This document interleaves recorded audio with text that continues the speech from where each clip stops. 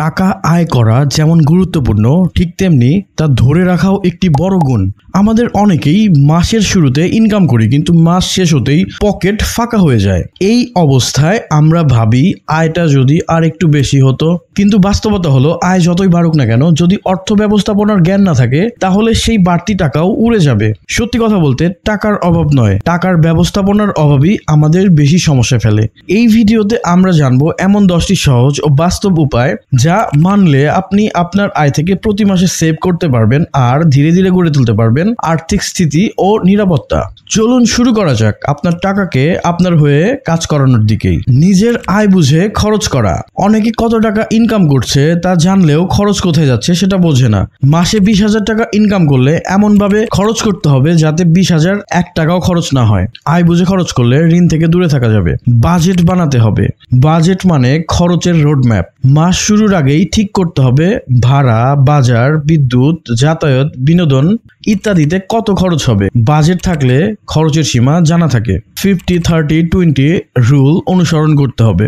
এটি একটি বিশ্বজনীন নিয়ম। 50% দরকারি খরচ যেমন বাসা, খাবার, বিল। 30% ইচ্ছে মতো খরচ যেমন ফাস্টফুড, ঘোরাঘুরি। 20% সেভিংস। নিয়মটি মানলে ব্যালেন্সড ফিনান্স হয়। অপ্রয়োজনীয় খরচ বন্ধ করতে হবে। ছোট খরচগুলোই বড় সমস্যা তৈরি করে। প্রতিদিন 50 টাকার চা বিস্কুট মানে মাসে 1500 টাকা।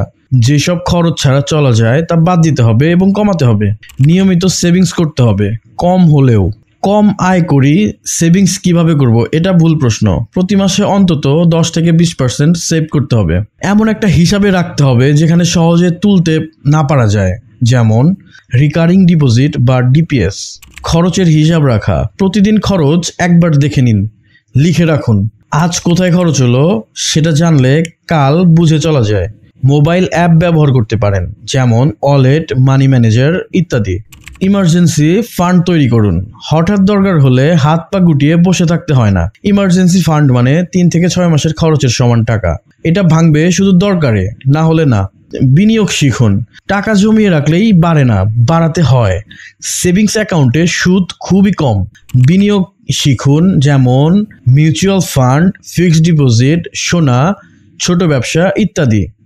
ঋণ কমান, লোন বাঁচান। ইএমআই, কিস্তি এগুলোর পেছনে ছুটতে ছুটতে অনেকেই দেউলিয়া হয়। লোন না নেওয়া ভালো, তবে নিলে আগে শোধ করতে হবে। ক্রেডিট কার্ডের বিল সময় মতো না দিলে অতিরিক্ত সুদ গুনতে হবে। ফিনান্সিয়াল শিক্ষা নিন। অনেকেই অনেক আয় করে কিন্তু টাকা থাকে না, কারণ তারা অর্থ ব্যবস্থাপনা শেখেনি। ইউটিউব, বই, কোর্স যা পাবেন শিখে ফেলুন, কারণ ফিনান্সিয়াল লিটারেসি ইজ ফ্রিডম। টাকা থাকা একটা বিষয় আর টাকাকে ঠিকভাবে ব্যবহার করা সেটা একটা গুণ। এই 10টি সহজ অভ্যাস গড়ে তুললে আপনি শুধু টাকা আয় নয়, বরং সেটাকে বড় করতে পারবেন। তো বন্ধুরা, আজকের ভিডিও এই পর্যন্তই। পরবর্তী ভিডিও পেতে চ্যানেলের সাথেই থাকুন। সাবস্ক্রাইব করুন, লাইক করুন, আর আপনারা কি বিষয়ে ভিডিও চান সেটা কমেন্টে জানান।